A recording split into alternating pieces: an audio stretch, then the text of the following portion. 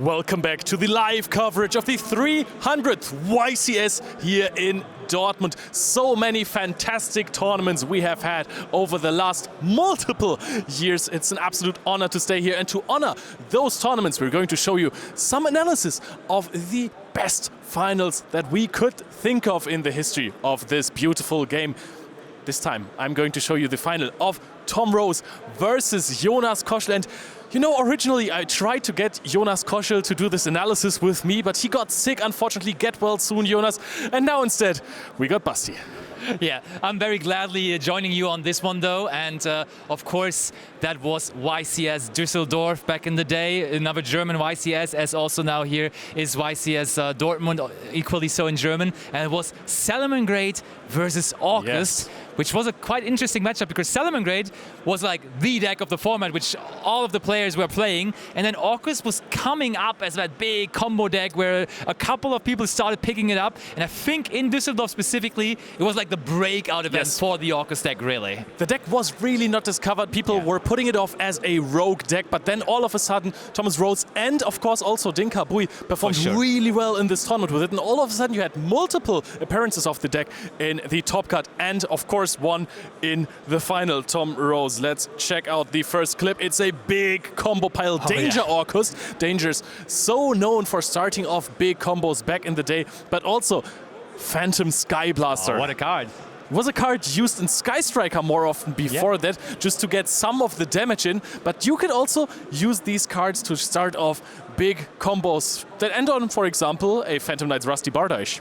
Absolutely, and I mean, when it is Link summoning, of course, getting tokens onto the field historically has been pretty good to turn those then into Link monsters later on. Therefore, all of those combo enablers in this deck. And I think, was this deck even a 60 card deck? I remember it just being like a lot of cards and drawing through all of them with the dangers. It was really fun watching this deck because it just kept on going.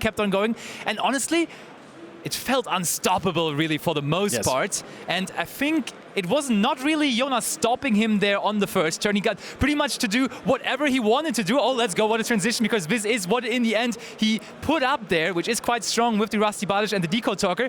Is that what he's necessarily trying to do with the deck, though? Somewhere along the lines, Thomas lost the plot, I think, because usually this deck with Azathoth used to turn skip your opponent completely, but Jonas got to actually play the Salamangreat strategy here, and you can already see going into the Stallion completely unanswered. Maybe there is a Fog Blade, maybe not, but Jonas was just really chilling there, going for a nice play here to get the Heat Leo on Chainlink 1 and then the Stallion on Chainlink 2, because there was a Decode Talker. That is, back in the day, it was like a go-to link to just get some monsters off your field, but actually it really protects your field. Stallion was negated, but Jonas got rid of the set spell and trap card there, so he was really happy with it. So he got to play out his combo, and usually against that deck that was not really an opener to the opponent to win the game, but Jonas played into the field with his Salamangreat cards, and actually he completely took it apart step by step, the entire field, right? Yep, there was a little bit of follow-up for Thomas, but back in the day, the Orcust cards themselves, they did not play that much.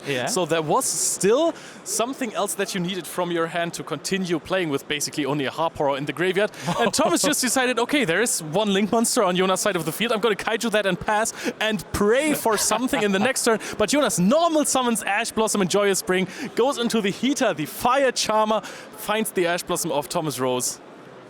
And that's how you bridged back in the day. That's game number 1 to Jonas, going second against Orcust when they are able to play. Such a relief, right? In the finals of a YCS, you're really thinking this could be a rocky start with that lost dice roll, but Jonas came in there and turned it completely around, because now, when you have Sunlight Wolf on the field, for the people not really aware of the Salamangreat strategy, that card is just giving you everything. It gives you your cards back to the hand. It enables you to also, of course, make good use of your field spell as well, to go into another Sunlight Wolf then, to add back cards like the spell cards too, so all you could ever imagine. And also, you can see what a crowd it was back in the day as well there in Düsseldorf. It was such a big YCS, people coming from everywhere, just trying to play Yu-Gi-Oh! And really enjoying this final as well with that innovative Orcust deck that people have not really expected too much for this event. It was just the dawn of the new format. tournament with the Salamangreat structure deck just releasing back then. True. And it was basically almost the first tournament you could play Salamangreat in.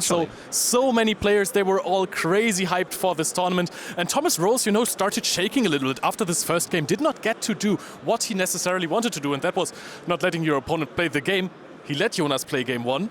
That did not end well for him. So let's see what he did in game 2, because that looks a lot more like that looks a whole lot more than what I'm used to from this deck. And I think we're already in turn 3 here, attacking for a game in favor of Thomas Rose. And there we see the Azathoth that you mentioned. That is the card that this whole deck basically was designed around, tried to summon this on the first turn every single time. Successfully done now from Thomas, so he got back his mojo, right? He was back in the mood again. He was actually able to perform his combo there after being still a little nervous maybe in game number 1.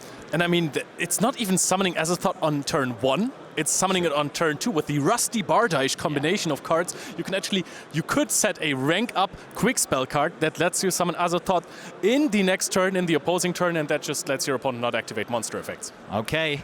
2 pretty intense games, meaning of course only 1 game is left, but as those games were so intense, also the time was running pretty low for the remaining 3rd game, and therefore we were in a special situation, I want to say, because it wasn't necessarily about who is winning the entire match under normal circumstances, but under the circumstances they were in at that very moment. And I think, how much time did they have left there? Not really that much, Not right? a whole lot. I mean, we were in a situation, if you deal damage, you win the game. Thomas Rose passed on 1 set monster and 2 set spell and trap cards. And then, Jonas decided to use Twin Twister to discard Spinny. Ring. Who's there? It's the Grave, banishing the Spinny. And I mean, actually, that's the first interesting thing, because Jonas got to decide who goes first or second. And because of the special situation that he was in, he wanted to go second instead of first, because he would have the first battle phase actually trying to deal damage, right? That must have been how it was. And he was presented with the best case scenario, not facing a big combo that he was possibly expecting there. And therefore, he got the perfect situation. But you told me maybe discarding the Salamangreat Spinny there was a huge mistake, as there couldn't be really that many cards set for Thomas Rose except Called by the Grave, and playing into that Called by the Grave, getting rid of your Spinny maybe was a little tough. Called by the Grave, not at 1 back then, so that's a pretty good tell if the deck is setting and can't really start playing itself. But yes, Jonas, after this triggered the Gazelle, so he was still in it, still playing, just need to deal a little bit of damage. And there you could see there was a situation where Jonas could have just attacked the face-down monster with the Jaguar and decided not to, decided to try and play it safe. Was afraid of a Jackalope.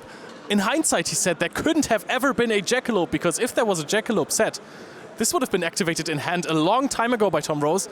So Jonas decided to just, summon a Sunlight Wolf, set up some trap cards, not even a Rage, unfortunately, for him.